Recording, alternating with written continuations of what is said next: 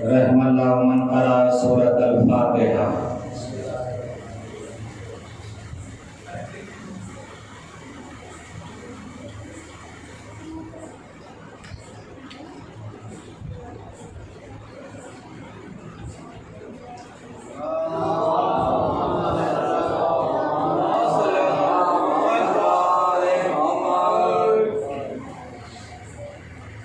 ला हौला वला कुव्वता इल्ला बिल्लाहिल अलील अज़ीम। औज़ु बिल्लाहि मिनश शैतानिर रजीम। बिस्मिल्लाहिर रहमानिर रहीम। अल्हम्दुलिल्लाहिल्लज़ी हदाना लिहाज़ा व मा कुन्ना लिनहतदिया लौला अन हदानल्लाह। लक़द जाअत रुसुलु रब्बिना बिल हक़। मौलाना व मौला सकलैन महबूब रब्बिल मशरक़ैन वल मग़रिबैन वलियुद्दारैन इमामिल क़िबलतैन जद्दिल हसन वल हुसैन अबिल क़ासिम मुहम्मद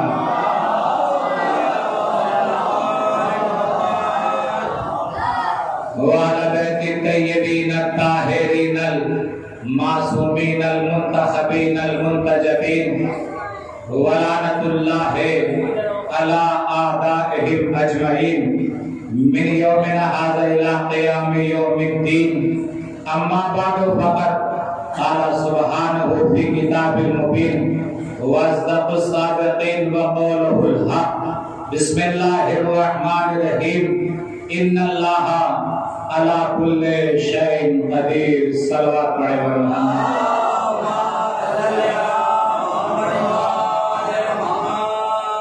कम से कम 3 मरतबा सलवात पढ़े मोहम्मद।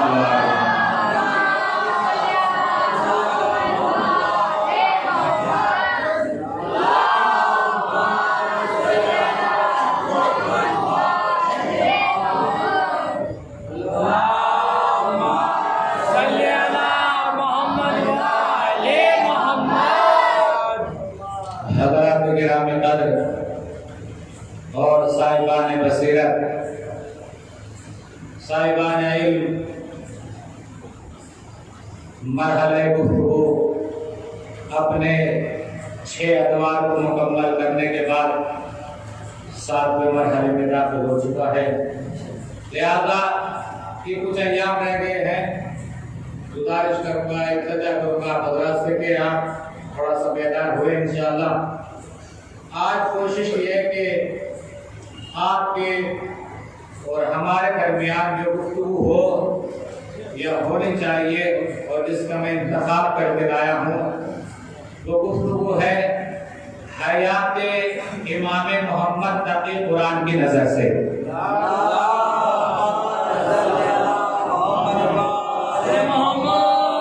इसलिए कि मुसलसल आप मौला कायनात के फज़ाइल सुनते आ रहे हैं, सुनते रहेंगे इंशाअल्लाह। मुस्तान चंद गोशे तारीख से निकालने की कोशिश की है। अगर आप अल्लाह साथ देंगे इंशाअल्लाह एक पैगाम आपके ज़हन तक पहुँचेगा। उससे पहले 1-2 चीज़ें अपनी नसीहत के लिए और आपको इल्म पहुँचाने के लिए। कभी कभी ऐसा होता है कि इंसान बहुत परेशान हो जाता है और परेशानी का ये आलम होता है कि उसे कोई रास्ता दिखाई नहीं देता। जब वो परेशान ज्यादा होता है तो वह सोचता है क्या किया जाए, कौन सा रास्ता इख्तियार किया जाए। इसलिए कि जब इंसान सब्र के दामन को छोड़ देता है फिर शरीयत से भी दूर निकल जाता है। जब गुर्बत करीब आती, मौला कायनात का जुमला है, नहजुल बलागा में आपने इरशाद फरमाया है कि जब गुर्बत एक शहर यानी एक दरवाजे से दाखिल होती है ना तो ईमान दूसरे दरवाजे से रुखसत हो जाता है। जरूरी यह है कि आप गुर्बत को भी दूर करें। इसलिए कि इंसान जब गुर्बत में दाखिल होता है तो उसका ईमान भी डबाडोल हो जाता है। वो ये नहीं समझ पाता मुझे क्या करना है। और बहुत से अफराद तो ये कहते हुए नजर आते हैं कि अल्लाह ने तमाम गुर्बत को हमारे हिस्से में रख दिया है, जबकि खुदा के लिए ये लफ्ज भी इस्तेमाल नहीं कर सकते। हाँ ये कह सकते हैं अल्लाह जिस हाल में भी रखे खुशहाल रखे। अगर गुर्बत दे तो सब्र के तौर तौफीक दे, और जब दौलत दे तो शुक्र की तौफीक दे। सल्लल्लाहु अलैहि मोहम्मद व आले मोहम्मद।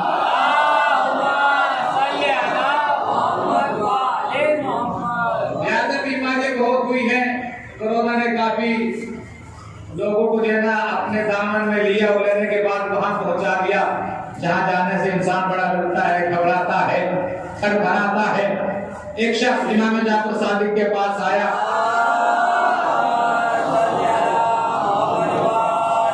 मैंने पहले गुजारिश की कि ये 2-3 अय्याम में आप मेरा साथ दें, इंशाअल्लाह ये चीज़ मैं आप तक पहुंचा दूं, ताकि ये अय्याम ही है, उसके बाद तो आपको आराम करना है। बस थोड़ा सा आप सहमत कर लीजिए इंशाअल्लाह। मुस्ताद क्या कहा, एक शख्स ने इमाम जाफर सादिक से आके कहा, मौला मुझे कब्र की तन्हाई से डर लगता है। क्या कहा? मौला मुझे कब्र की तन्हाई से डर लगता है। तो मौला इमाम जाफर सादिक ने इरशाद फरमाया, घबराने की जरूरत नहीं है, तू मेरे जद के लिए ज़ियारत आशूरा पढ़ा कर। तो मेरे जद इमाम हुसैन के लिए ज़ियारत आशूरा पढ़ा कर, इसलिए कि ज़ियारत आशूरा पढ़ना तेरी जिम्मेदारी है, कब्र में आना मेरे जद की जिम्मेदारी है। देखिए ज़ियारत आशूरा कितना बड़ा कमाल रखती है और ज़ियारत आशूरा में कितनी ताकत है। आप यहाँ से करबला जाते हैं ज़ियारत करने के लिए, जरी को चूमने के लिए, पाए अक़दस से इमाम हुसैन के वो नक्शे कदम पे जो करबला की जमीन पे आपके पड़े हैं, उनको बोसा देने के लिए क्यों जाते हैं कि मौला कबूल फरमा ले, मौला हमारे नामाल को कबूल कर ले। आप सोचिएगा, आप यहाँ से वहां सहमत करके जाते हैं, लेकिन ज़ियारत आशूरा की ताकत यह है कि इमाम हुसैन वहां से यहाँ अपनी कब्र में आ जाते हैं। तारीख ये बताती है, ये वाक़या सुनिए, इसके बाद इंशाअल्लाह बयान शुरू करता हूँ। तारीख के अंदर ये वाक़या मौजूद है कि 2 स्टूडेंट, 2 तालिब इल्म उलूम आले मोहम्मद हासिल करते थे। एक ने उनमें से इस रास्ते को छोड़ दिया, एक इसी रास्ते पर बरकरार रहा। अब आलम ये होता था कि इस लड़के ने के जिसने इस रास्ते को छोड़ दिया था, ये टैक्स मैनेजर बन गया, टैक्स लेता था, लोगों को परेशान करता था, आने जाने वालों के लिए दुश्वारियां खड़ी करता था। लेकिन इत्तफाक ऐसा हुआ कि इसका इंतकाल हो गया। क्या हुआ? इसका इंतकाल हो गया। जब इसका इंतकाल हुआ तो वो दूसरा दोस्त जो इसके साथ रहता था, उसने ख्वाब में क्या देखा कि मेरा दोस्त कब्र में बड़ा खुश नजर आ रहा है। जबकि कब्र की मंजिल बड़ी सख्त है। आप और हम ये जो ज़हन में ख्यालात डाले बैठे हैं ना कि नमाज पढ़ने की जरूरत नहीं, रोजा रखने की जरूरत नहीं है, बस हमने मातम कर लिया है, सीधा सरी कर ली है, बस डायरेक्ट हमारा टिकट कट गया, हमें तो सीधा जन्नत पे जाना है।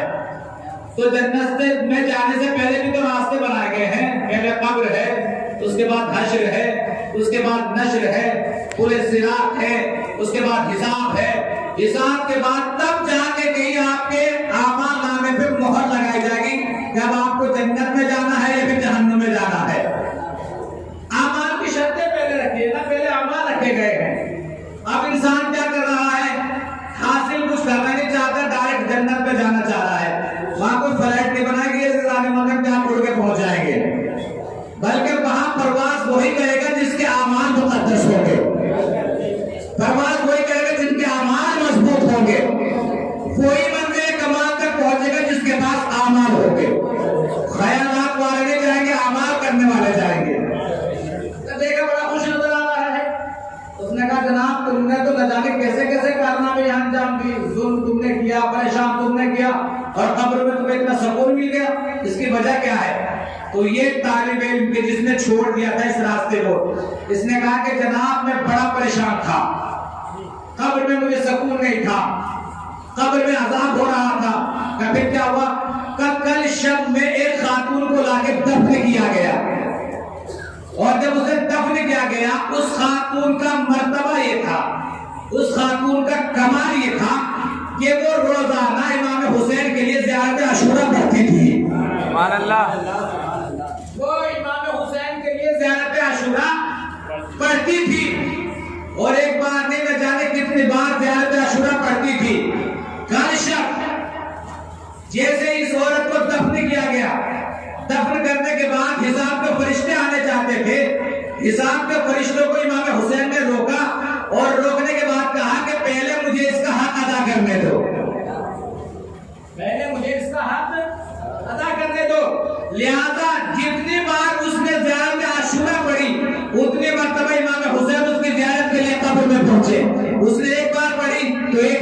पहुंचे, 2 बार पढ़े तो 2 बार पहुंचे, 3 बार पढ़े तो 3 बार पहुंचे, 4 बार पढ़े तो 4 बार पहुंचे, 5 बार पढ़े तो 5 बार पहुंचे, 6 बार पढ़े तो 6 बार पहुंचे, 7 बार पढ़े 7 मरतबा पढ़े। यानी जितनी मरतबा उसने ज़ियारत पढ़ी इतनी मरतबा इमाम हुसैन उसकी कब्र में दाखिल हो गए। और कमाल देखो, उस कब्र की वजह से अल्लाह ने 40 कब्रों से अज़ाब को हटा लिया। समझने के साथ सुनिएगा, अल्लाह ने उस कब्र की बरकत से 40 कब्रों से अज़ाब हटा लिया। उस इंसान ने कहा मैं खुश नसीब था, उन 40 कब्रों के दरमियान में मेरी भी कब्र आ गई और मुझे अल्लाह ने अज़ाब से महफूज कर दिया। और उसने कहा मैं कितना बदनसीब था, अगर दुनिया में होता तो 1 मरतबा ज़ियारत करता, इमाम 1 मरतबा आते, 2 मरतबा पढ़ता, 2 मरतबा आते। इसका मतलब ये है ज़ियारत अशूरा पढ़ना आपकी जिम्मेदारी है, कब्र में आना इमाम हुसैन की जिम्मेदारी है। सलवात पढ़ेंगे मोहम्मद वाले मोहम्मद पर।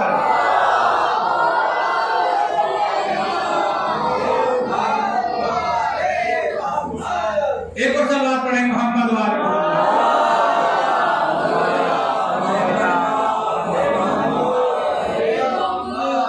इरशाद अक़दस से इलाही हुआ, बिस्मिल्लाहिर्रहमानिर्रहीम, इन्नल्लाह अला कुल्लि शैइन कदीर। तो बच्चे और सुनिएगा और मैं अपना बयान शुरू करना चाहता हूँ। इन्नल्लाह अला कुल्लि शैइन कदीर, बेशक परवरदिगार आलम, बेशक माबूद, बेशक खालिक, बेशक राज़िक हर चीज पे कुदरत रखता है।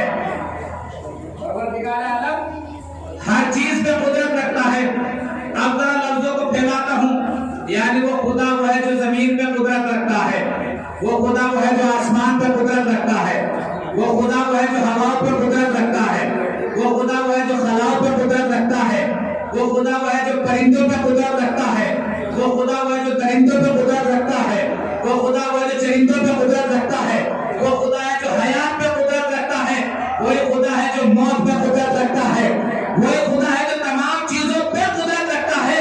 तो ये तो कमाल कुदरत है ना। कोई तो ऐसा होना जो मज़हर कायनात कहलाता हो। ये खुदा का कमाल है ना, जो जमीन पे कुदरत रखता है, आसमान पे कुदरत रखता है, हवाओं पे कुदरत रखता है, खलाओं पे कुदरत रखता है, दरिंदों पे कुदरत रखता है, परिंदों पे कुदरत रखता है, चरिंदों पे कुदरत रखता है, जमीन पे है, आसमान पे है, सांसों पे है, हत्ता के कायनात के हर चीज पे कुदरत रखता है।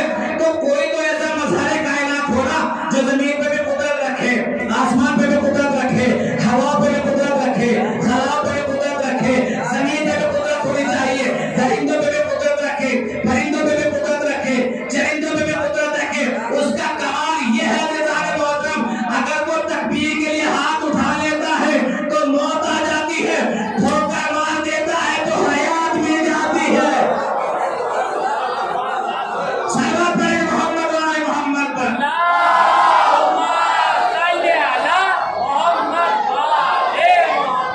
तवज्जो के साथ सुनिएगा, जो जमीन पे भी कुदरत रखता है, आसमान पे भी है, हवाओं पे भी है, खलाओं पे भी है, सदरतुल्लुत्ता में है, हर चीज पे उसकी कुदरत पाई जाती है। तो कायनात में 2 ही शख्सियतें ऐसी हैं, कायनात के अंदर 2 ही शख्सियतें ऐसी हैं, या तो अल्लाह है या फिर नफ्सुल्लाह है। सलवात पढ़ेंगे पर मोहम्मद वाले मोहम्मद।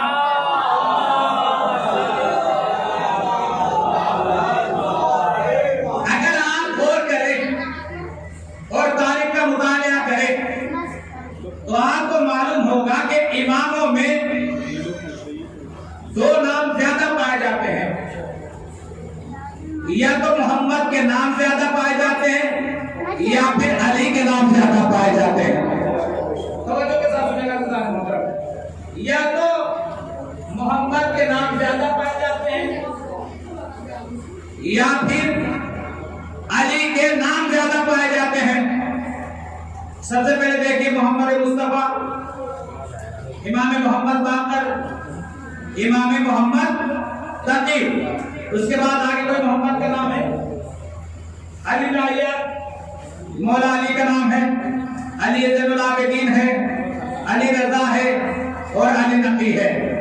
यानी या तो मोहम्मद के नाम ज्यादा पाए जाते हैं, तवज्जो के साथ सुनेंगे इस बात को, या तो मोहम्मद के नाम से ज्यादा पाए जाते हैं या फिर अली के नाम से ज्यादा पाए जाते हैं। इसका मतलब क्या है? इसका मतलब यह है कि अल्लाह को दो ही नाम ज्यादा पसंद है, या तो मोहम्मद का नाम पसंद है या फिर अली का नाम पसंद है।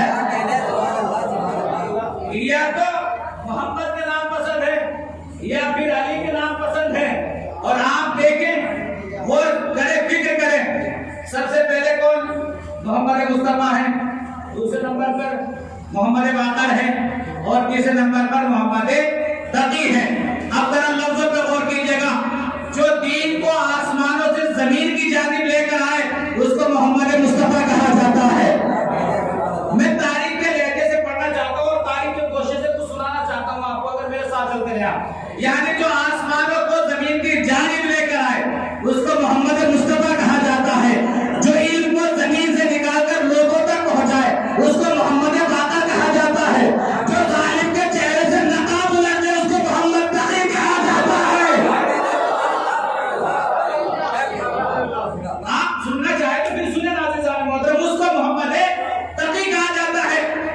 और कितनी उम्र हुई है इमामों में? सबसे कम उम्र इमामों में इमाम मोहम्मद तकी की हुई है।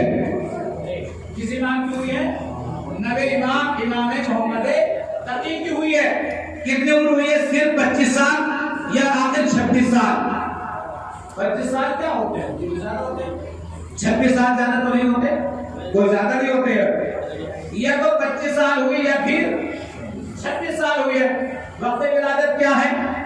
10 रजबुल मुरज्जब है सन 195 हिजरी और शहादत 29 ज़ुल्क़ादा सन 220 हिजरी। 20 के अंदर 5 को जोड़े कितना हो गए? 25 हो गए नहीं है। और 25 के दरमियान देखिए, इल्म भी पहुंचाना है, अज़वाज का भी ख्याल रखना है, घर का काम भी चलाना है, दीन का भी ख्याल करना है, शरीयत का भी लिहाज रखना है, हक़ूक़ुल वालिदैन भी अदा करना, भाई के हक भी अदा करना, बहनों के हक भी अदा करना, पड़ोसी का हक भी अदा करना, इल्म पहुंचाना, दौलत देना, शरफ देना, अदा करना, सब कुछ रुज़ा देना। 25 साल में कितना आदमी काम कर सकता है? हमारे और आपके यहाँ तो 25 साल की उम्र में बच्चा जवान हुआ करता है। और कमाल देखे हमारे आपके यहाँ क्या होता है? 25 साल का वो जवान होता है, 35 साल और 40 साल में जाके शादी की जाती है। और जबकि शादी का वक्त ये तो बताया कि लड़की 9 साल की हो जाए, लड़का अगर मौलाए कायनात और जनाब फातिमा ज़हरा की उम्र में कितना डिफरेंस था? जनाब फातिमा ज़हरा की उम्र 9 साल की थी, मौलाए कायनात की उम्र 26 साल की थी। ऐसे हालत में रसूल इस्लाम ने अपनी बेटी से मौलाए कायनात की शादी की है। आप क्या कम से कम 18 साल 20 साल में तो शादी हो जानी चाहिए ना। जितनी उम्र ज्यादा होती चली जाती है उतनी मुश्किलात बढ़ती चली जाती है। और फिर कहते हैं कि अल्लाह ने तो हमें औलाद नहीं दी, अल्लाह ने तो हमें बड़ा चीज अता नहीं की। खता इसमें खुदा के लिए खता हमारी है। अल्लाह ने बताया नेमतें तुम्हारे पास है, अब इस्तेमाल करना है तुम्हारी अक्ल की जिम्मेदारी है, हमारी देने की जिम्मेदारी नहीं है। अब देखिए 25 साल की उम्र में क्या करेगा आदमी? कितना कर सकता है? आप तो हमारे यहाँ तो 25 साल की उम्र में जॉब के बारे में सोचते हैं। लड़का पढ़ेगा, उसके बाद मेहनत करेगा, सहमत करेगा, जॉब लगेगी, पैसा कमाने लगेगा, घर बनाया जाएगा, सेवर तैयार किया जाएगा, रिश्ता अच्छा तलाश किया जाएगा, तब जाके शादी के बारे में सोचा जाएगा। शरीयत ने क्या कहा? शरीयत ने कहा कि रिश्ता तलाश करने में ताखीर करो मगर शादी करने में देर मत करो। रिश्ता ढूंढो, गौर करो, फिक्र करो, खानदान के बारे में देखो, खानदान के बारे में देखो, शजवा के बारे में देखो, हसब और नसब के बारे में देखो। इसलिए कि ये सोच के ना लेकर आओ कि एक बीवी को लेकर आ रहे हो, ये सोच के लेकर आओ कि माशरे को सुधारने के लिए ला रहे हो। और इसलिए कि शरीयत ने कहा है, लफ्ज़ों में गौर कीजिएगा जरा, शरीयत ने कहा है कि जो सूरत देखता है वो परेशान होता है, जो सीरत देखता है वो कामयाब हो जाया करता है।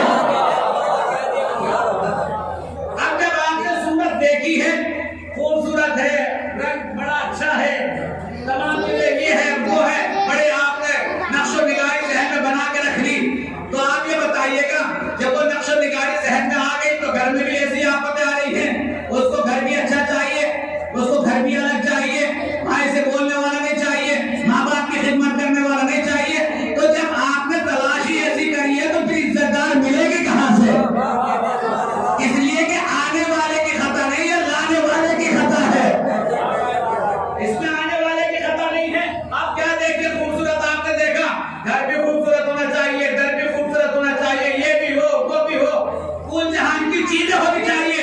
तो अब मैं एक बात कह दूं अज़ीज़ान मोहतरम, जो औरत आपको दीन से हटा दे, जो औरत आपको दीन से हटा दे, वो औरत नहीं हुआ करती, वो जलालत हुआ करती है। जो औरत तुम्हें दीन से हटा के सिर्फ काम पे नामजद कर दे, न तुम्हारे दीन का ख्याल करे, न तुम्हारे माल का ख्याल करे, न तुम्हारी इज्जत का ख्याल करे, न तुम्हारी शोहरत का ख्याल करे, न तुम्हारी इज्जत के बारे में सोचे, उसे औरत नहीं कहा जाता, उसे जलालत कहा जाता है। जो तुम्हारे दीन के बारे में सोचे, तुम्हारे मजहब के बारे में सोचे, तुम्हारे घर के बारे में सोचे, तुम्हारे में इत्तेहाद कराए, वो औरत नहीं हुआ करती, वो जन्नत हुआ करती है। वो औरत नहीं हुआ करती अज़ीज़ान मोहतरम, वो जन्नत हुआ करती है। और जन्नत का कमाल यही तो होता है ना, जन्नत जिस घर में हुआ करती है वहां परेशानी नहीं होती, वहां सुकून हुआ करता है। तो आपका में क्यों ना आए? जब आपने आफत तलाश खुद कर ली है, मुसीबतें क्यों ना आए जब मुसीबतें आपने तलाश कर ली है?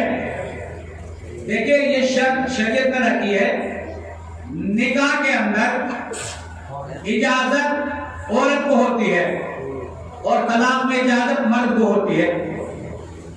आगे देखे कोई मौलाना अगर किसी के पास गए हैं तो कभी ऐसा हुआ कि पहले लड़के से इजाजत ली गई हो कि भाई अगर ऐसा हुआ क्या आपकी शादी में तो नहीं हुआ ऐसा? इनकी शादी में नहीं हुआ है, बाकी और किसी का मुझे पता नहीं है, मैंने तो अपनी कमाई के लिए। भाई सबसे पहले क्या होता है?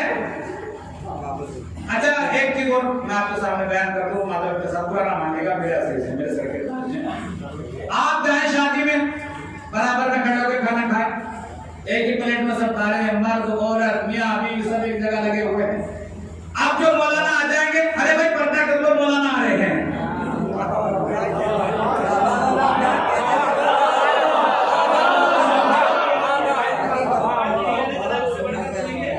भाई खाएंगे सब एक जगह खड़े होके, अगर मैंने कह दिया जनाब ये क्या करें, मौलाना फैशन चल रहा है, ये फैशन नहीं चल रहा है, यहाँ आपने खुद अपने आप को जलील कर लिया है। अच्छा क्या कहते हैं भाई मौलाना साहब आगे पर्दा कर लीजिएगा, आप मुझे बताइएगा क्या वो खड़े होने वाले मर्द नहीं थे?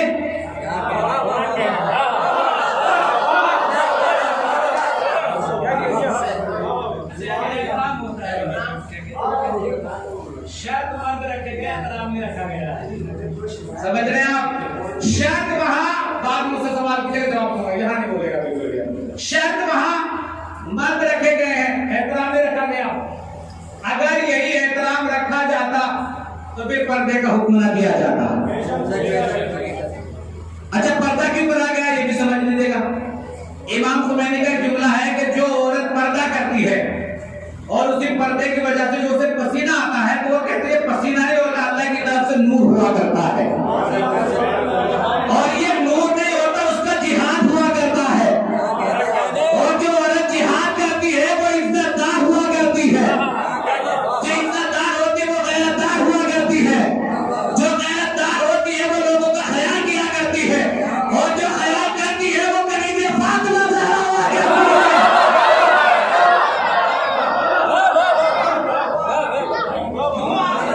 हो गया है पर्दा क्यों रखा गया? मैं एक मिसाल दे रहा हूँ, जरा ज़हन को संभाल के रखिएगा। मैं मिसाल देने का जिम्मेदार हूँ, जो आप समझेगा वो आप जानिएगा। अच्छा आप मुझे बताइएगा, मुतवज्जो को सुनने के बाद सुनना, और निशाद भाई उधर है, मैं निशाद भाई की बात कर रहा हूँ कि क्या होता है, फल दो तरीके के होते हैं। जवानों का आपको सुनना मेरी बात को, जो अगर आप बात कर रहे हो मुतवज्जो मेरी तरफ, मैं सबको देखता हूँ यहाँ से। जो फल दो तरह के होते हैं, और तो सुनिएगा। एक फल को होता है जिसके ऊपर पर्दा नहीं होता, और एक फल को होता है जिसके ऊपर पर्दा होता है। जिसमें विटामिन कम होते हैं उस पर पर्दा नहीं होता, जिसमें विटामिन ज्यादा होते हैं उस पर पर्दा होता है। मिसाल दूं आपके सामने, सेब देख लीजिए, वो ऐसे ही रखा हुआ है, कभी इस पर मक्खी बैठ जाती है, कभी मधुमक्खी बैठ जाती है, कभी कोई आगे हाथ लगा देता है। लेकिन केला एक ऐसी चीज बनाई है कि जिसको अंदर पोशीदा रखा गया है। क्यों रखा गया है? कि अगर इसका छिलका हटा लिया जाएगा ना, तो जिसके अंदर के विटामिन है वो खराब हो जाएंगे, उस पर मक्खी बैठेगी उसके विटामिन आ जाएंगे, मधुमक्खी आएगी उसके विटामिन आ जाएंगे, इंसान हाथ लगाएगा तो वो खराब हो जाएगा। तो इसका मतलब क्या है, जो चीज जितनी मुकद्दस होती है उसको पर्दे में रखा जाता है। तभी तो समझ में आएगा, जो जितनी मुकद्दस होती है उसको पर्दे में रखा जाता है।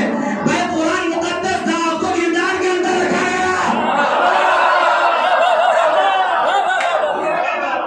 भाई कुरान मजीद मुकद्दस था, जिंदान के अंदर रखा गया। औरत मुकद्दस थी, पर्दे के अंदर रखी गई। इमाम ज़माना मुकद्दस है, पर्दे में रखा गया।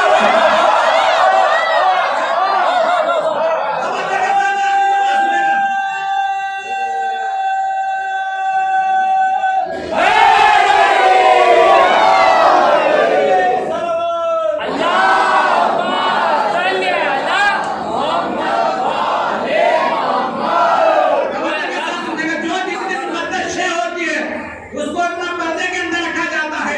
एक और मिसाल देता हूं, आप सेब को काटिएगा, कोई असर नहीं पड़ेगा। सेब अगर काट दिया जाए तो कोई असर नहीं होगा, लेकिन अगर आपके सामने रख के लीमू को काटा जाए, क्या कंडीशन होगी? समझने मेरी बात को आप? सारी बातें का ऑपरेशन नहीं कर सकता मेंबर से। यानी अगर सेब काटा जाए तो असर नहीं होगा, लेकिन अगर नींबू को काटा जाए तो इंसान के मुंह में पानी आने लगता है, उसका असर इंसान की जबान तक पहुंचता है। ऐसे ही औरत के बारे में कहा गया है, जब तक औरत पर्दे के अंदर रहती है माशरा सही सालिम रहता है। बात गलत तो नहीं कहती मैंने, जितना खामोशी के साथ आपने सुनिया। जब तक औरत बाकमा रहती है, जब तक औरत पर्दे में रहती है, इज्जतदार रहती है, पर्दे से बाहर आ जाती है, पूरा माशरा खराब हो जाता है।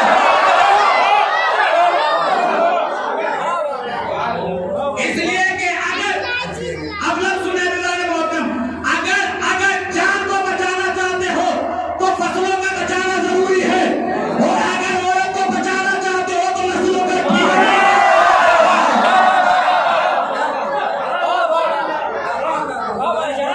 अगर यही ना हो सका तो फिर कुछ ना हो सका। इसलिए कि जो मुकद्दस होती है उसको पर्दे में रखा जाता है। औरत मुकद्दस थी, उसे पर्दे में रखा गया। कुरान मुकद्दस था, उसको जिंदान के अंदर रखा गया। इमाम मुकद्दस है, पर्दे में रखे गए। खुदा मुकद्दस है, खुद पर्दे के अंदर।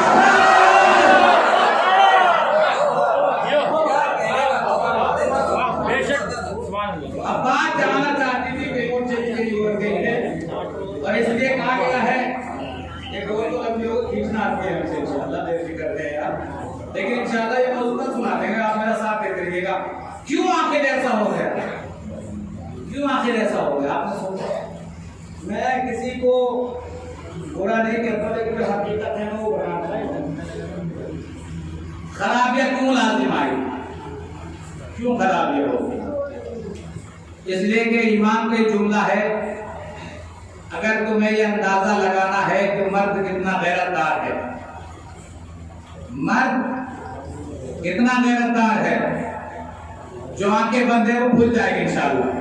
मर्द कितना गैरतदार है, शर्म वाला है, हया वाला है, इज्जत वाला है, खानदान वाला है, शुजाअत वाला है, एतमाद करता है। तो इमाम फरमाते हैं उसके घर की औरतों को जाके देख लेना, अगर उसके घर की औरतें पर्देदार है तो मर्द गैरतदार है। क्या आप बड़े डर डर के बात है? आपने क्या कहा? आगे तो डर गए, लेकिन इंशाअल्लाह बोलेंगे। क्या होता है, इमाम ने क्या कहा, अगर तुम्हें यह अंदाजा लगाना है कि मर्द गैरतदार है, इज्जतदार है, शर्म वाला है, हया वाला है, तो जाके उसके घर की औरतों को देख लेना। अगर वो पर्देदार है तो ये इज्जतदार है, अगर वो बेपर्दे है तो ये गैरतदार है।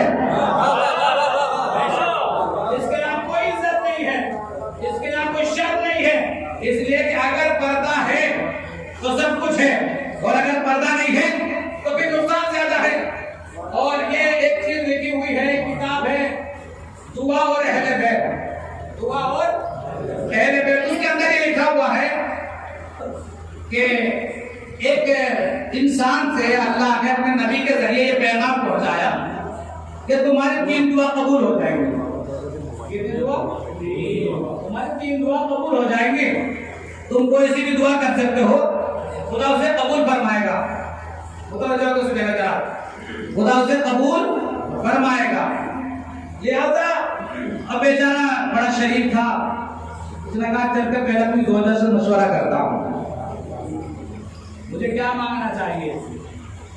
तो बहरा लेके उसने कहा कि मेरे घर में एक ही तो खातून है और अल्लाह ने ये अता फरमाई है, अगर इससे मशवरा करो तो फिर किससे करूँगा। और शरीयत ने ये भी तो कहा है ना कि औरत नाक़िसुल अक़्ल भी होती है। नाक़िसुल अक़्ल का मतलब ये है कि अगर मशवरा आप सही भी देना चाहो या लेना भी चाहो तो सही नहीं मिलेगा। उसका मशवरा ज्यादा देगी जिसमें उसको फायदा नजर आएगा। तो हाँ, इसमें फायदा है तो या तो ये मशवरा दे दो। ये कराया, इसमें आने के बाद कहा कि हम तक ये पैगाम पहुंचा है कि 3 दुआएं अल्लाह मेरे कबूल फरमाएगा। तो तारीख ये बताती है कि मुसल्ले पे खड़ी हुई थी, जल्दी से नमाज को दुआ कर दौड़ के आई। आने के बाद कहा कि छोड़ो दुआ के बारे में, सबसे पहले दुआ ये करो कि मैं खूबसूरत हो जाऊं। ठीक करा, क्या कहा, मैं सशन तरीन हो जाऊं। ठीक है, जब तक आपके घरों से 2-4-5 हजार का मेकअप में हो जाएगा, शादी मुकम्मल होती नहीं है। इसमें मैं भी हूँ, मेरा घर भी है, मैं अपने आपको भी कह रहा हूँ, ये ना सोचे 2-4-5 का आलम ये होता है, जब तक आपके 5,000 रुपए चले नहीं जाएंगे तो शादी मुकम्मल ही नहीं होगी। और अगर कह दिया जाएगा कि आप नमाज खड़ा करें, खुदा की इबादत क्या करें, तो पलट के क्या जवाब देते हैं, कहाँ अल्लाह ने आपको थोड़े दिखाना है, यहाँ इंसानों को दिखाना है। तो यहाँ के लिए तो कुछ करने दो। और खर्च कराने के बाद आप और हम भी बहुत खुश होते हैं, क्या सोचा माशाल्लाह बड़ी खूबसूरत नजर आ रही है। लेकिन खुदा का कमाल देखे तो इत्तफाकन डर भी हो जाए तो वो जो कमाल चेहरे पे दिखाई देता है ना, वो बदसूरती के अंदर तब्दील होना शुरू हो जाता है। और अल्लाह इस जलाल को हटा के बताना चाहता है, खुदा को जो रंग पसंद होता है, खुदा इस रंग को कभी पसंद नहीं किया करता। इसलिए कि अल्लाह ने बिलाल को मर्तबा दे के बताया कि हमारे यहाँ जुमला सुनेगा, हमारे यहाँ सूरत नहीं देखी जाती, सीरत देखी जाती है।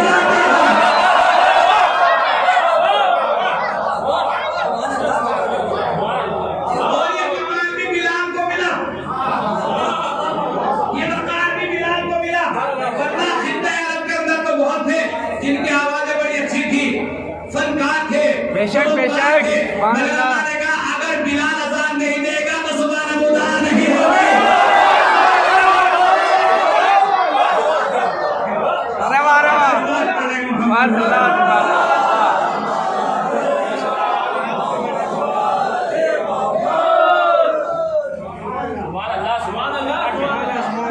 वाह वाह वाह वाह। बहुत से अपराध कहते हैं ना फला तो दीवाना है, कहते हैं कि नहीं कहते, फला तो दीवाना है। वो आपकी नगर निगाह में दीवाना है, असल में वो दीवाना है आले मोहम्मद है। और जो दीवाना आले मोहम्मद होता है ना, उसका आप और हम कुछ नहीं दे सकते, उसे आले मोहम्मद दिया करते हैं। और ये कमाल भी बहलोल को अल्लाह ने दिया ना, जमीन पे घर बना रहा था, जन्नत में बेच रहा था। भाई जमीन में बना रहा था, जन्नत में दे रहा था। बादशाह ने तो कहा था बेचोगे, बिलाल ने कहा, बहलोल ने कहा था कि दे दूंगा, लेकिन एक शर्त है। क्या शर्त है? कि पूरी दौलत चाहिएगा। कल तो 1 दिनार में देगी, आज पूरी दौलत ले ली। कल जो ईमान लाई थी वो गैब पे ईमान रखती थी, तुम जो ईमान लाए हो वो दे के ईमान लाए हो। इसलिए जो गैब पे ईमान रखता है उसे ईमान ज़माना कहा जाता है। जो दे के ईमान लाता है वो बेईमान हो जाया करता है। ये कमाल क्यों दिया? बिलाल के अलावा और भी थे खूबसूरत, था उनका रंग, चेहरे की नक्शो निगारें खूबसूरत थी, बड़े बड़े कमाल थे उनके पास, दौलत थी, जायदाद थी, खजाना था, माल था, सरबत थी। मगर ये बिलाल ही को क्यों मर्तबा दिया गया? इसलिए कि बिलाल ने अपने आप को खुदा के लिए महसूस कर दिया था। सुबह में अज़ान, दोपहर में अज़ान, शाम में अज़ान, सुबह में नमाज, दोपहर में नमाज, शाम में नमाज।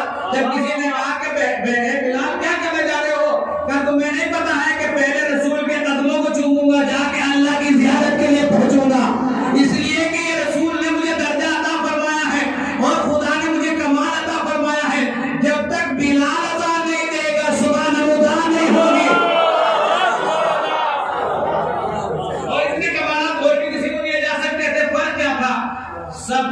अच्छी नहीं थी, बिलाल की नीयत अच्छी थी।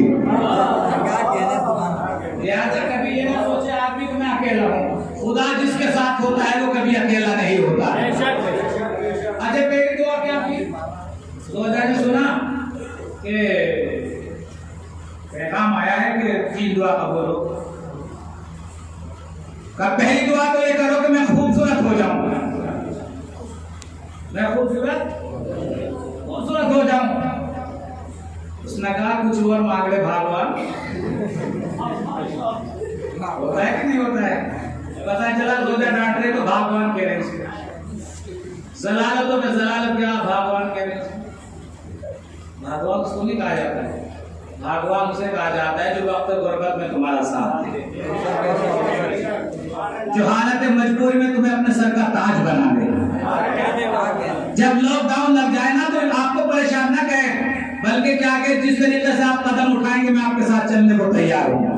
अगर आप भूखे रहेंगे मैं भी भूखे रहूंगी, अगर आप सुकून से रहेंगे मैं भी सुकून से रहूंगी। ये नहीं कि घर में खाने के लिए नहीं आप शोहर को परेशान कर रहे हैं, इसलिए कि जनाबे फातिमा ज़हरा का यही तो कमाल था। जब मौलाए कायनात बैतुल माल का माल लेकर आते थे ना जंगों से, तो मौलाए कायनात घर पहुंचने से पहले तमाम फकीरों में, गरीबों में, मसाकिन में तकसीम करके जब दरवाजे पे पहुंचते थे तो जनाबे फातिमा ज़हरा कहती थी या अली लेके क्या आए हैं? तो मुस्कुरा के कहते थे कि आखिरत की अशिया लेकर आया हूँ। मुस्कुरा के जनाबे फातिमा ज़हरा एक जुमला कहती थी, या अली जो आपने अता कर दिया वो अल्लाह ने मुझे अता कर दिया। ऐसी कोई खातून हो सकती है? घर में इतनी दौलत कहां से लेकर चले, घर तक आने में कुछ नहीं है। आने के बाद कहा मौलाए कायनात ने जनाब फातिमा ज़हरा से कहा कि बिन्ते रसूल खाने के लिए कुछ है क्या? मेरे सरकार तशरीफ रखेगा, नहीं भी है तो खुदा अता फरमाएगा। घर में पहुंची और पहुंचने के बाद अपने चादर को उठाया, यहूदी के हवाले कर दिया। जबकि चादर तो मुकद्दस होती है, ओढ़ने के लिए एक ही चादर है, पहनने के लिए एक ही चादर है। लिबास भी ऐसा है कि अगर काम करती है तो काम करते करते पूरे लिबास पे धूल जम जाती है। मगर अल्लाह ने बताया ना, जहां लिबासों में मोहब्बत होती है वहां धूल नहीं देखे जाते, और जहां लिबासों में मोहब्बत नहीं होती है वहां सफेद कॉलर भी अच्छे नहीं लगा करते। उसके बाद क्या हुआ? खाना तैयार कर दिया। मौलाए कायनात ने पलट के कहा कि मैंने तो आपको कुछ नहीं किया, मैंने तो जो माल मुझे मिला था जंगों में से आपको कुछ भी नहीं दिया, और आपने ऐसे खाना तैयार कर दिया। तो पलटकर जनाब फातिमा ज़हरा ने एक जुमला कहा कि या अली, खुदा जब रिज़्क़ देता है वो किसी का मोहताज नहीं बनाया करता। ये क्यों सोच लिया कि दौलत बाहर से आएगी तभी खाना खाया जाएगा? आपके पास जगह माश बहुत, अगर आप चाहे तो कर सकते हैं। औरत को कमाल है, अगर वो चाहे तो पूरे माशरे के साथ साथ अपने बच्चों और नस्लों को भी सुधार सकती है। लेकिन जो खुद ही ना सुधारना चाहे वो बच्चों को क्या सुधारेगी? जिसने कसम खा ली कि मुझे अपने आप ही को नहीं बनाना है तो बच्चे कहां से बन जाएंगे? अच्छा पहला क्या दुआ कीजिएगा कि मैं खूबसूरत हो जाऊं। क्या हो जाऊं? दो जगह साथ सुनिएगा इस बात को। एक से बात करें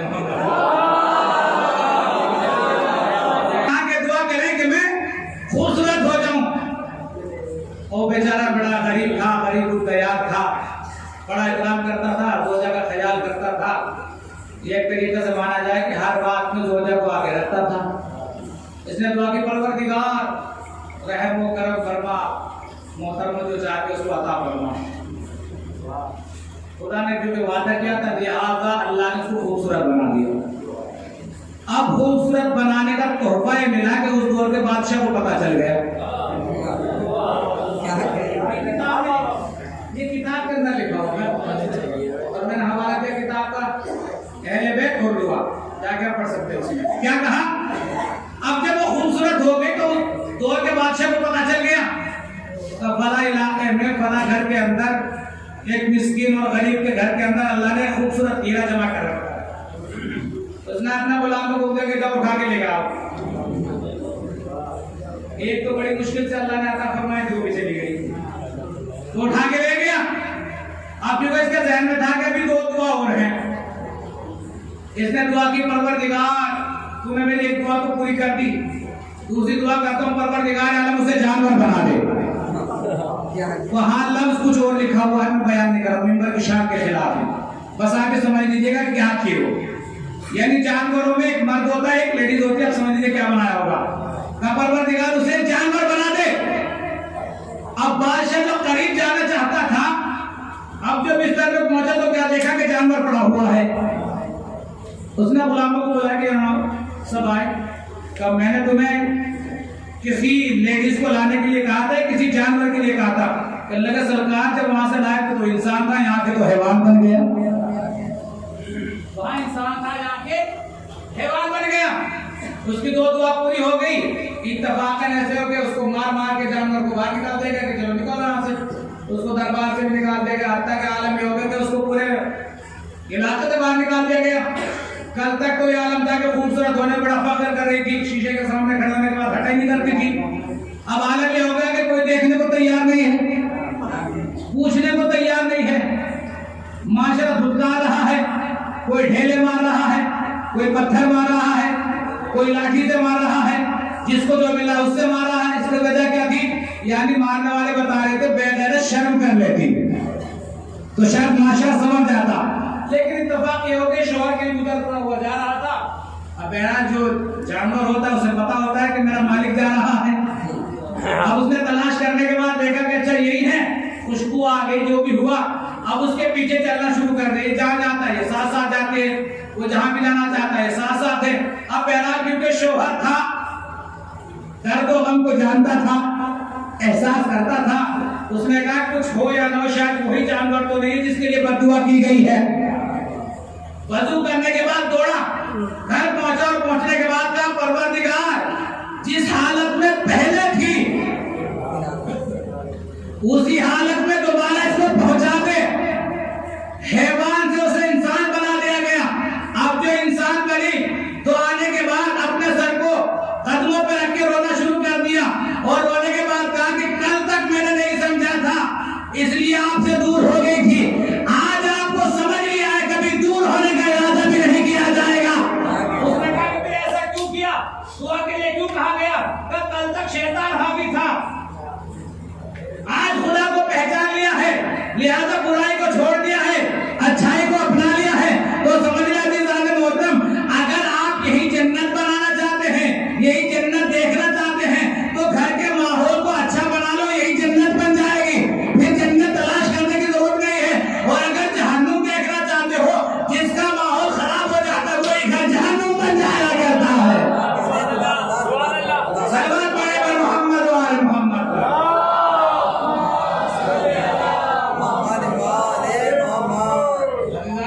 जितना भी आप कोशिश करें, अगर आप करेंगे तो इसी में आपका भी फायदा है, आपकी नस्लों का भी फायदा है।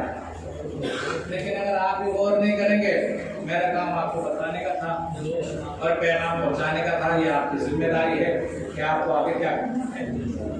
वमा अलैना इल्लल बलाग। रसूल इस्लाम से भी खुदा ने कुरान मजीद में ये कहा, मेरे हबीब तुम्हारा काम पहुंचाने का है, अब अमल करना ना करना ये इनकी जिम्मेदारी है। लेकिन अज़ीज़ान मोहतरम, अगर सोच है, फिक्र है, नजर अगर आपकी तकीक और गहरी है, यकीन मानिएगा आप खुद को संभाल लीजिएगा, माशरा खुद संभाल जाएगा। लेकिन अगर आप चौराहे पे खड़े होने के बाद जवानों को, बच्चों को बुरा कहेंगे, यकीन मानिएगा फिर आपको कोई एहतराम नहीं करेगा। लेकिन अगर आप चौराहे पे खड़े होने के बाद देखो बेटा अस्सलाम वालेकुम, याद रखिएगा आपका सलाम उसके अंदर इतनी गैरत डाल देगा कि दोबारा आपको सलाम करने की जरूरत नहीं पड़ेगी, हर चौराहे पे वो आपको सलाम करेगा। शरीयत ने पहले कहा कि तुम खुद झुको, जब तुम झुक जाओगे ना पूरा माशरा खुद ब खुद तुम्हारे सामने झुक जाएगा। लेकिन अगर तुम अकड़ोगे तो याद रखना, अकड़ता मुर्दा इंसान नहीं अकड़ा रहता। इंसान नर्म होता है तो झुक जाता है, अकड़ता तो मुर्दा है जो खड़ा रहता है। तो फिर वो ऐसा अकड़ता है, कब्र में ले जाके उसको दफन किया जाता है कि भैया तुम्हारा बस मंजिल आ गई, अब ये हमेशा अकड़ करेगा, अब तुम जानो या फरिश्ते जानो। लेकिन अज़ीज़ान मोहतरम, मेरी बस यही गुजारिश है, और आप सबसे पहले भी गुजारिश कर चुका हूँ, अब भी कर रहा हूँ। मेरी बात देखिए, अगर किसी को नागवार गुजरे तो मैं उसकी माफ़रत चाहता हूँ, लेकिन अगर मेरी बातें आप तक पहुँचे तो आप कोशिश करें कि ये जो बच्चे आपके दरमियान हैं इस वक्त माशाल्लाह इनकी खेतियाँ हरी भरी, इनके दिमागों की जो भी आप इनको इल्म सिखाएंगे बच्चे जल्दी सीख लेंगे। लेकिन अगर आप ताखीर करेंगे तो जिस तरीके से आज आप पछता रहे ना, कल ये बच्चे भी पछताएंगे। यकीन मानिए बच्चे पढ़ेंगे ना, जब कुरान की एक आयत पढ़ेंगे वो आयत आपके लिए कब्र में नूर बन जाएगी। मैंने बयान किया था बिस्मिल्लाह के बारे में, कल भी हम तशरीफ लाए, कल भी बिस्मिल्लाह के बारे में जिक्र करूंगा कि बिस्मिल्लाह की फजीलत क्या है। बच्चा यहाँ तालीम हासिल करता है, अल्लाह कब्र में आपको फायदा पहुंचाता है। लेकिन अज़ीज़ान मोहतरम, यही वो कमालात थे और यही वो इल्म था, यही वो पर्दा था जो जनाब ज़ैनब ने दिखाया, यही वो पर्दा था जो जनाब सकीना ने दिखाया, यही वो पर्दा था जो जनाब ज़ैनब ने हमें और आपको दिखाया। लेकिन अज़ीज़ान मोहतरम, जब बात दीन के बचाने की आई और जब बात पर्दे की आई तो अज़ीज़ान मोहतरम, ऐसे भी गैरतदार इस दुनिया के अंदर इंसान आए और चले गए कि जिन्होंने अपनी इज्जत और नामूस के करीब किसी को आने नहीं दिया, सिर्फ इस वजह से जो अहकाम खुदा है, अगर इंसान उस पर अमल कर लेता है तो इंसान कामयाब हो जाता है। अज़ीज़ान मोहतरम, क्योंकि हर जगह का यही एक कानून बना हुआ है कि 7 तारीख में जनाब कासिम के मसाइल पढ़े जाते हैं। तारीख बताती है कि जब इमाम हसन का वक्त आखिर था तो उस वक्त जनाब कासिम की उम्र 1.5 साल की उम्र थी। इमाम हसन को जहर दिया गया, इमाम हसन तड़प रहे थे। उसके बाद तारीख ये बताती है कि इमाम हसन ने एक ताबीज़ जनाब उम्मे फरवा के हवाले किया और उसके बाद कहा कि उम्मे फरवा, इस ताबीज़ को मेरे बच्चे के बाजू पे बांध देना और देखो याद रखना, जब वक्त मुसीबत आए तो इस ताबीज़ को खोल के देख लेना, तुम्हें राय हल नजर आ जाएगा। अज़ीज़ान मोहतरम, ये बताती है कि आहिस्ता आहिस्ता दिन गुजरना शुरू हो गए, आहिस्ता आहिस्ता वो अय्याम भी आए कि करबला नमूदार हो गई। एक एक बीवी अपने बच्चों को सजा रही है और हर बीवी अपने बच्चों से कह रही है, अपने जवानों से कह रही है, हे मेरे लाडलो, हे मेरे बच्चों, कल हुसैन पर कुर्बान हो जाना ताकि कल रोज़े महशर हम फातिमा ज़हरा के सामने सुरखरू हो जाएं। अजीजों, सब शहीद होते रहे। एक मरतबा जनाब उम्मे फरवा अपने लाल जनाब कासिम के पास आई। आने के बाद कहा, मेरे लाल, क्या तुम मरने के लिए नहीं जा रहे हो?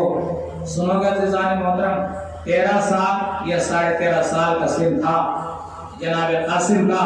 जनाब कासिम ने पलट के जुमला कहा, ए मादरे गिरामी, जब भी चचा जान के पास जाता हूँ, चचा जान एक ही जुमला कहते हैं, ए कासिम, तुम तो मेरे हसन की निशानी हो, तुम अकेले हो, तुम तो तन्हा हो, तुम्हें कैसे मरने की इजाजत दे दूं?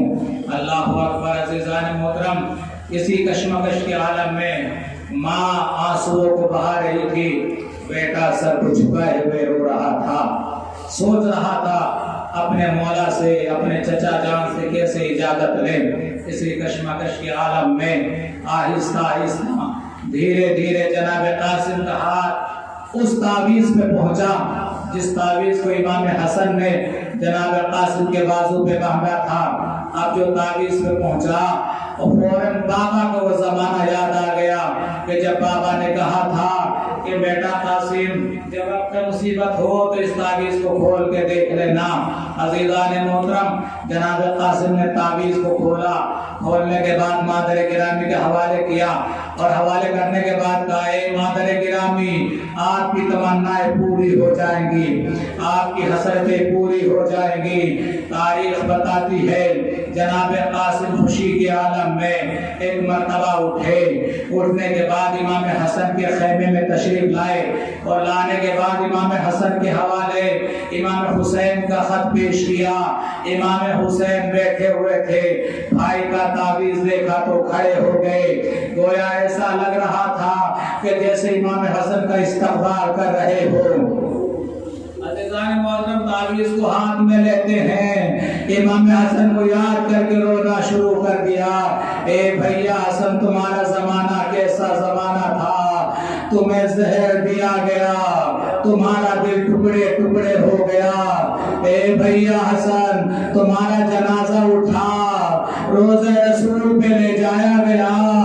ए भैया, तीर बरसाए गए, वापस जनाजा लाया गया, तीर निकाले गए, दोबारा फिर दफनाया गया, जन्नतुल बकी में दफन किया गया। ए भैया हसन, तुम्हें कैसे याद कर करके हुसैन ना रोएगा। अजीज इमाम हुसैन ने एक मर्तबा जनाब कासिम को इजाजत दी। जनाब कासिम ने अपनी मादर गिरामी से इजाजत ली। तारीख बताती है कि इतने छोटे थे कि खुद से घोड़े पे सवार ना हो सके।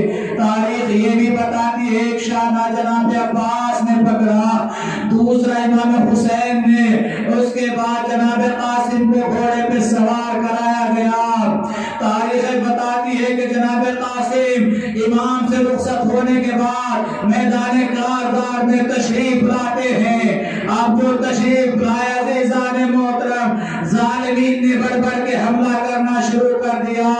मगर हाय रे ये बच्चा, ये वो नौजवान के जो भूखा भी था, प्यासा भी था, अरे कब तक जंग करता। अजीजाने मोहतरम, एक मर्तबा हमला हुआ, जनाब कासिम घोड़े से जीन से जमीन पर आ गए। अब जैसे ही जनाब कासिम जमीन पे आए, आवाज दिए चचा जान मदद को आ जाइए। अभी जनाब कासिम जमीन पे ही पहुंचे थे, इधर से इमाम हुसैन चले, उधर से जनाब अब्बास चले। अब जो पहुंचे तो क्या देखा, इधर के घोड़े इधर हो गए, इधर के घोड़े उधर हो गए। अरे घोड़ों की टापों से जनाब कासिम का लाशा पामार हो गया। अब जो इमाम पहुंचे, क्या देखा, भतीजा कासिम नजर नहीं आ रहा है। न जाने क्या हुआ, इमाम ने सर पे हाथों को रखा, तड़पने लगे। कासिम आवाज दो, चचा लेने के लिए आ गया। अरे क्या देखा, लाशा पामार हो चुका था, लाशा पाश पाश हो चुका था, टुकड़े बिखरे पड़े हुए थे, कहीं पे शाना पड़ा हुआ था तो कहीं पे दूसरा शाना पड़ा हुआ था। अल्लाहु अकबर, कहीं पे शाना पड़ा हुआ है, कहीं पे जिस्म का दूसरा हिस्सा पड़ा हुआ है, कहीं पे तीसरा हिस्सा पड़ा हुआ है। अल्लाहु अकबर, इमाम ने एक मर्तबा तड़पना शुरू किया। अरे तड़पने के बाद गरीब हुसैन ने अपनी अबा का दामन फैला दिया। अबा का दामन फैलाया, एक टुकड़ा उठाया, अबा में रखा, और दूसरा उठाया, फिर अबा में रख दिया गया। अरे कहीं पे छोटी छोटी उंगलियां थी, उनको जमा किया गया, अबा में लाके रखा गया। अब जो इमाम ने अबा को उठाया, हुसैन लश्का के करबला की जमीन पे गिर गए। अल्लाहु अकबर,